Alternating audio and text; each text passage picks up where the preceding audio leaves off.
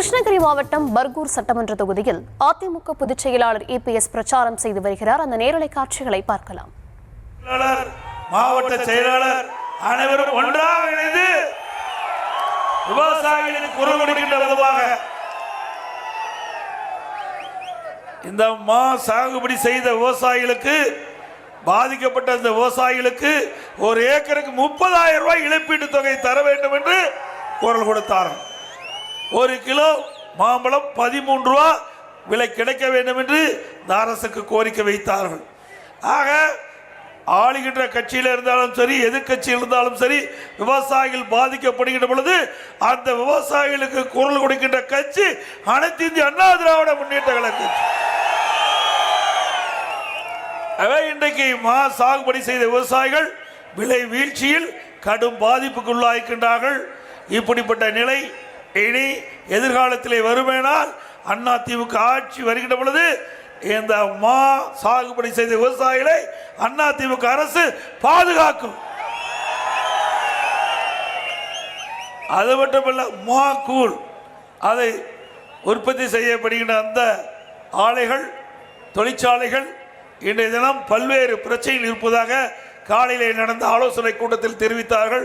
அதற்கும் அதிமுக அரசு வந்த பிறகு தீர்வு காணப்படும். அதே போல விவசாயிகளுக்கு நிறைய திட்டங்களை கொண்டு வந்து நாங்கள் நிறைவேற்றுகின்றோம். குடிமராமத்து திட்டம் ஒரு வரலாற்று சிறப்புமிக்க திட்டம்.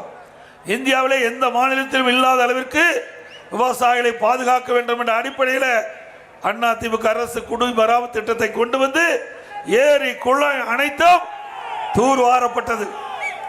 தூர்வாரப்பட்ட வண்டல் மண் விவசாயிகளுக்கு இலவசமாக வழங்கப்பட்டது.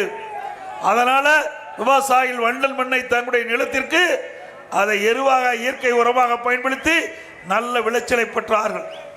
அதே போல ஏரி ஆழமானதனால் பருவ காலத்திலே பெய்கின்ற நீர் முழுவதும் சேமித்து வைக்கப்பட்டது.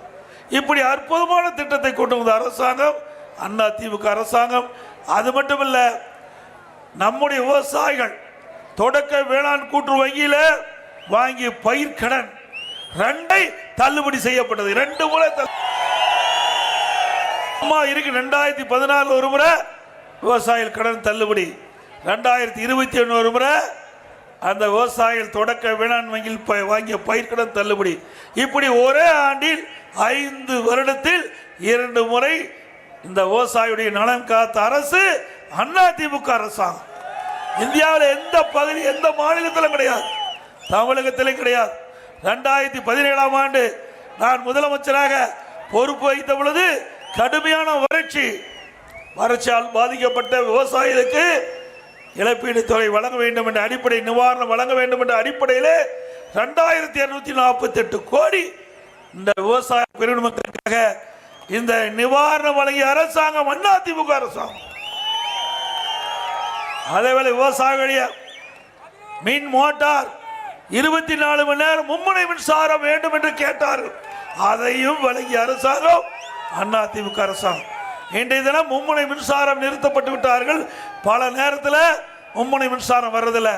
ஷிப்ட் முறையில் தான் அந்த மும்முனை மின்சாரம் விவசாயிகளுக்கு தருவதாக என்னிடத்தில் மனு கொடுத்திருக்கின்றார்கள்.